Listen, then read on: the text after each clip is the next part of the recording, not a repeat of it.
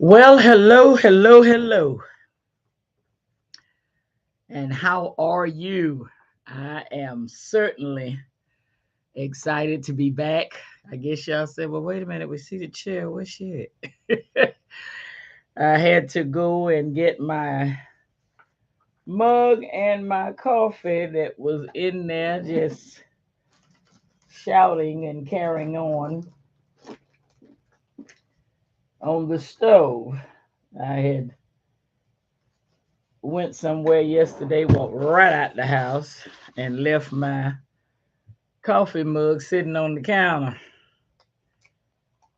And so I said, that's okay. I'm still getting my coffee. And so I was warming it up and it was in there singing its praises.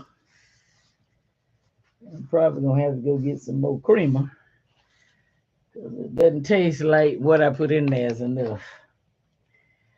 So good morning where I am on the eastern zone in the eastern zone. Good afternoon, good evening wherever you are.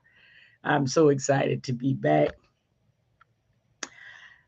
Have you checked in on your soul? Have you checked in on your soul? I hope from last Thursday of us being together to coming here this morning or coming here at this time, whatever time zone, like I said, you're in. I hope that you have been paying attention to you, paying attention to your uh, how you have been investing and what your return on your investment, your ROI, uh, has been. And I hope that it's been great. But if it hasn't, I hope you've made some changes. I hope you have uh,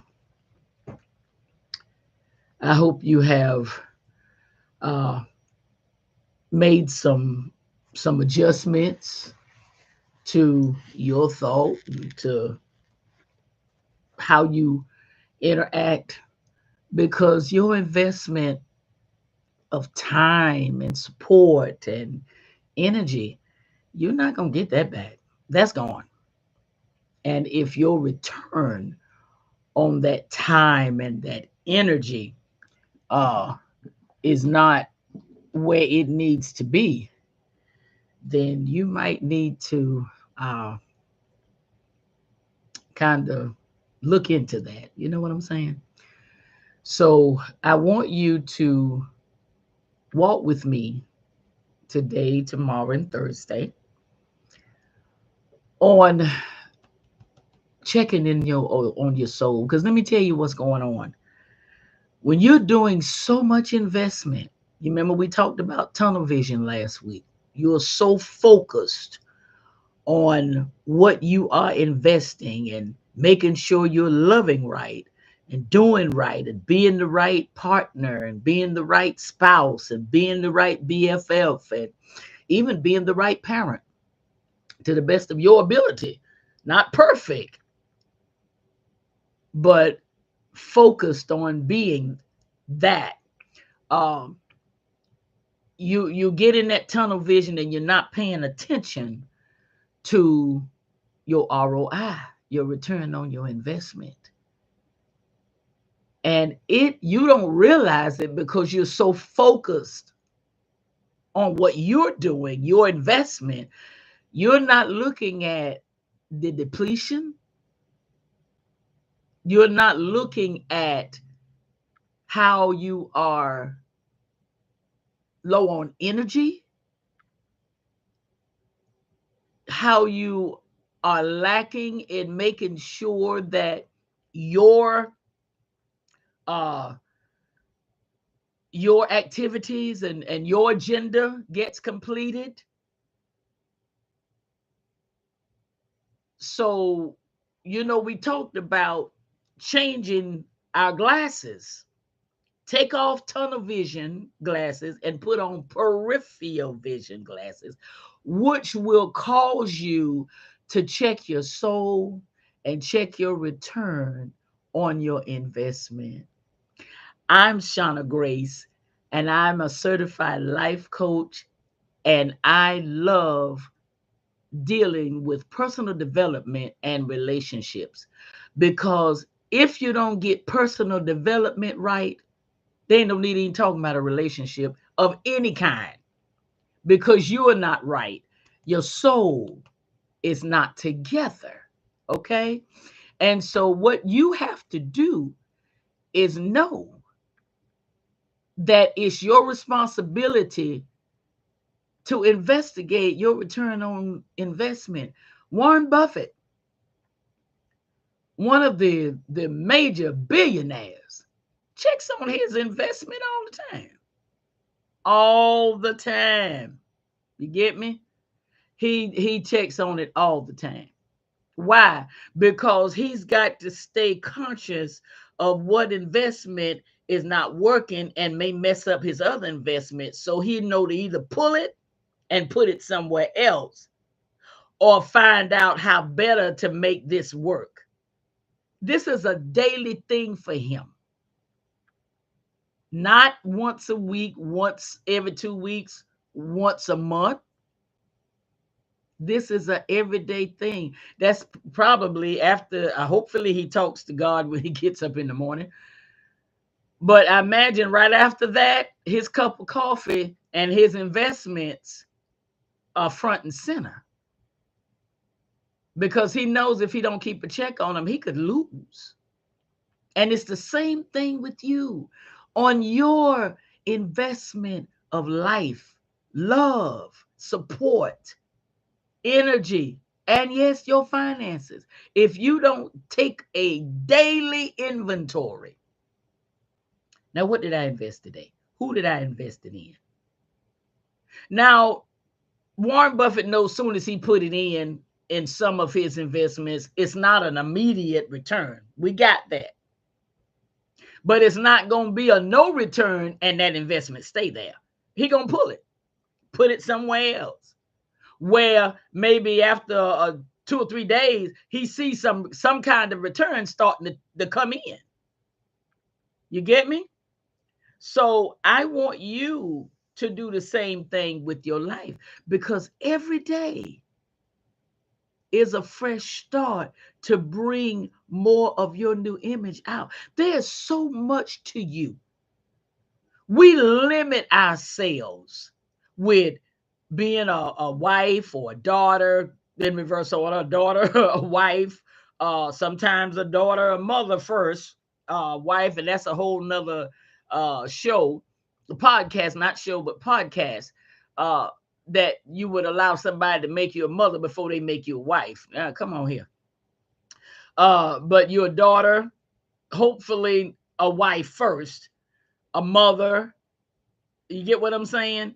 An employee. Hopefully you were that before you even got to be anything else. But you get what I'm saying. You wear so many hats. You're making so much of an investment, but are you checking on your soul to see how your soul is doing all this investment? How depleted are you? You know, do you wake up every morning and you just so tired and give out you don't know what to do? You don't need to wake up every day with a fresh start. You see my mug? Every day is a fresh start. And I hope you have your mug with your favorite beverage in it. And this is our time to share. Me, it's coffee time. And Lord knows that's a miracle every time I say it. Because, honey, I just started drinking coffee. Maybe, what is this, August? June? April? How about this year? Let me just do it that way.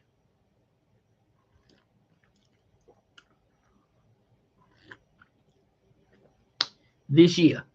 I just started drinking coffee this year. So it's a miracle. Woo! I love to smell it, love to make it. Some of y'all may have heard me say it on or maybe other podcasts that I have had. that I'm on. But I couldn't stand to drink it. But my daughter got me hooked from the creamer. That's how I got on to drinking coffee. Anyway, back to our investment. You've got to check on your soul, because when you do so much investing and there's no return on it, you're not even paying it any mind, but your soul is getting weary. You wonder why all of a sudden you're agitated and your patience is short and you don't have uh look like your time is not uh what's the word I'm looking for, managed like it needs to be. All these types of things. Because why? You are not paying attention to your investment. You're not. You're just investing and going on and being happy and keeping everybody going, and your soul is wanting some ROI and it's not getting it, and you don't understand, why am I so agitated? Why am I short tempered? What in the world wrong with me? What's wrong with you is that there's been no return on your investment. Excuse me. There's no return on it. And that's not good. Because even in the Bible, our Heavenly Father, you may call him the Most High, Creator, God, Jehovah, whatever your name is for him with your your relationship. He said, as long as the earth remains, there will always be seed time, investment, and harvest, return on investment. That's supposed to be. And for decades, I never paid attention to it because I wasn't taught that. Heavenly Father taught me, girl, wait a minute, what you doing? Things that he have taught me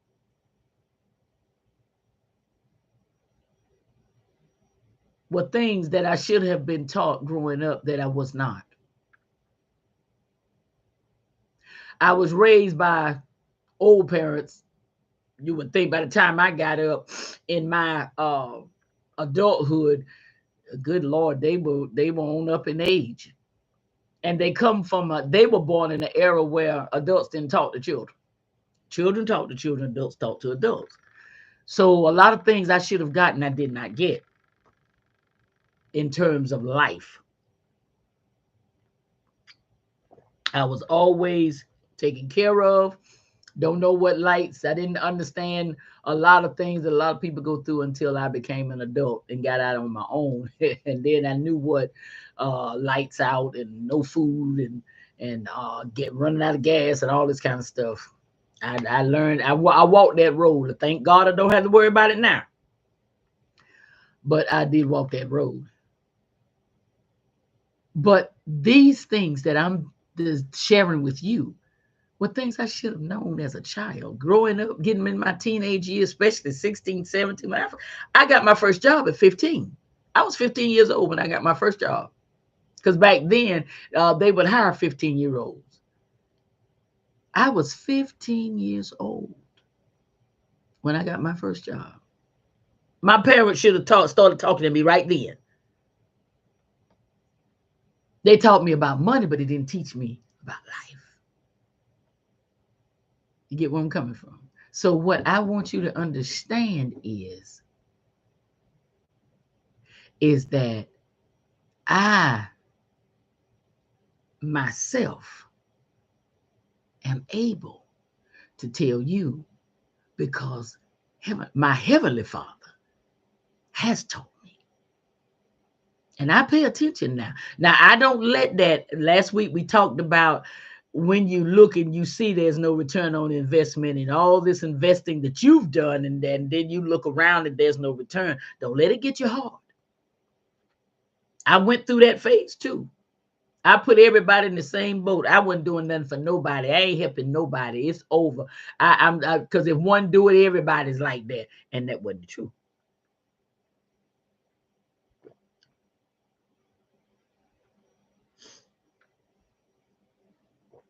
You see what I'm saying?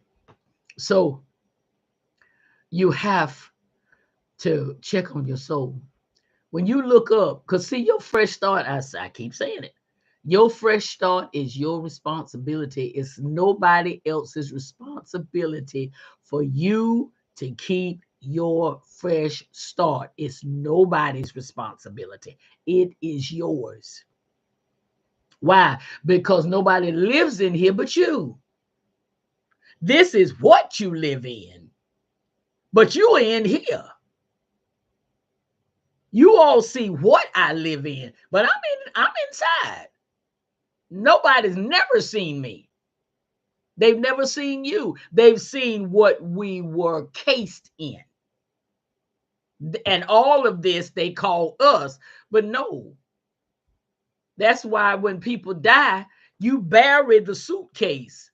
But when they take that last breath was them. They go up or down, they go. And the body, the suitcase is left there for, okay, is somebody gonna do something with me? Because who was in here is out. So you got to check on your soul, because you do not want to live your life always investing, always giving. Matter of fact, I just went to a service, and that's not the only service I've been to. I've been to many services where people have stood up having their remarks and their memories about the deceased, and talked about how that person gave and gave and gave and gave and gave. I have one time, and all of that giving was investment. I have one time to go to a service of a deceased and hear somebody say they invested, but their return was just as great. We didn't let them invest, and we just took it and walked off. When birthdays came, we blew them up.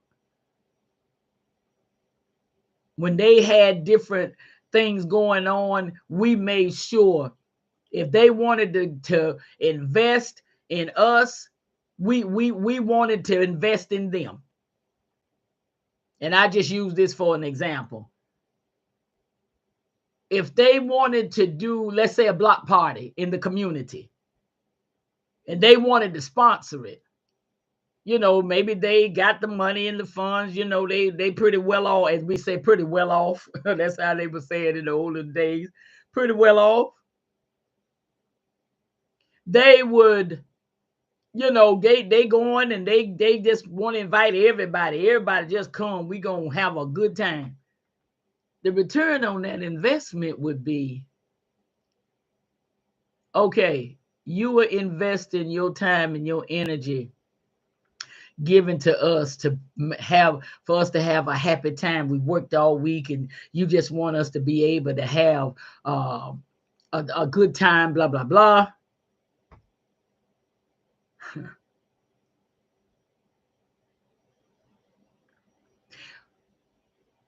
We're going to make sure, okay, we'll go to the grocery stores and see if they will contribute.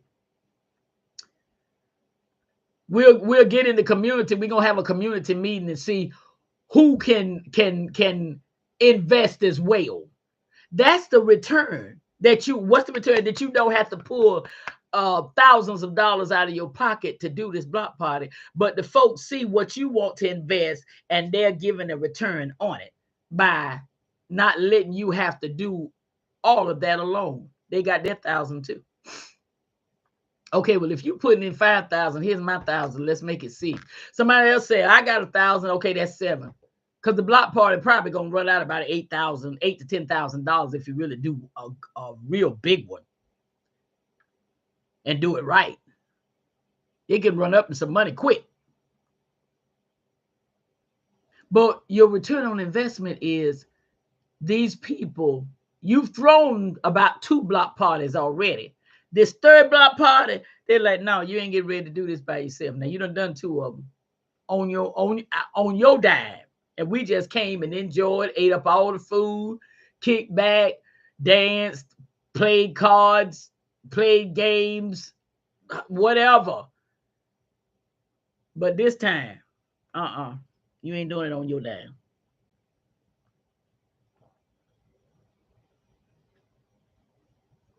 We gonna do it on our dime, which means, okay, we want you. Now you've been kicking out the whole $10,000. That's $20,000 you out of already. Now, if you a philanthropist, $20,000 like $200 to you. Ain't nothing. But people who have the right heart will say, okay, this time you just give 5. We got the other 5. We'll raise it, whatever we got to do. And a lot of times, well off attracts well off. They'd be like, oh, what we got to raise? Here's my 1,000 right here. Somebody said, well, hey, here's my 1,000. I had a couple thousand in my pocket anyway. So here's 1,000. That's 2 of it. Somebody else said, what y'all doing? And they tell us, oh, snap. Yeah, he ain't getting ready to do this 3rd time. Here my 1,000. Somebody else comes up with their 1,000. Somebody may come up, 2 people may come up and say, well, I don't have 1,000, but I got 500. Here's my 500. Somebody said, well, I got the other 500. That's another 1,000. You get what I'm saying? What is that? That's a return on your investment that people are not just taking. They recognize your investment and they say, okay, no, this time, we're going to get some return here. We can't kick out $10,000 like you can, but you just kick out 5. We have got 5,000 we can kick out. That's a return on your investment. Because now you don't have to kick it all out of your pocket. Hello? You don't have to kick it all out of your pocket. You kick it out of, they're kicking it out of their pocket too.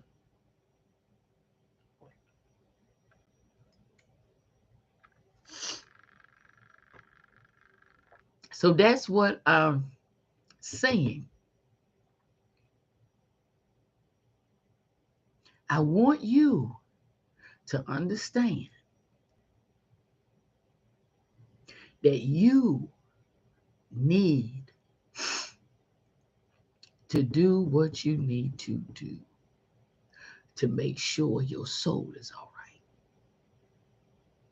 I don't want you to get hard. I don't. Because let me tell you something. It can mess you up bad. And sometimes you cannot pull yourself back. And you're just telling everybody no. You don't care who it is. You just say no. Okay. And they like, but I know you got it. First of all, what I got ain't none of your business. Second of all, I done given. I done made so many investments, and what have I gotten for it? No. Excuse me. And there are people that will take, and will not give. Will not. So what do you have to do? You have to know who you are, not let it make you hard, but keep a check on your soul. You got to. You got to keep a check on your soul, baby. You've got to keep a check on your soul. Because if you don't,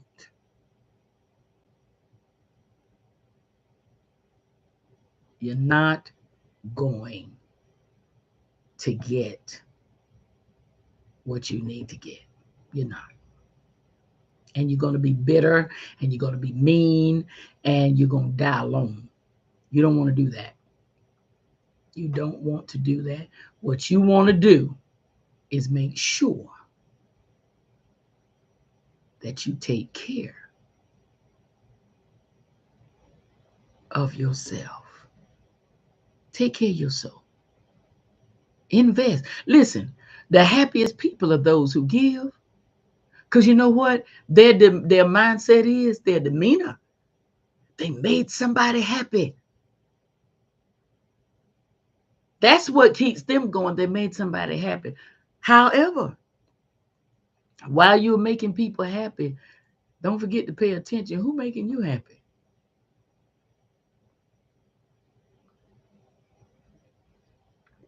Because at some point now, hear me good. At some point, you remember we talked about Jesus cleansing those 10 lepers, and then but one come back. And what was his first thing out of his mouth? Where the rest of them? I didn't just, oh, you the only one got healed. The rest of them didn't get healed. Yeah, they did. But they were takers. The one that came back knew how to reciprocate. And I'm telling you, you need to know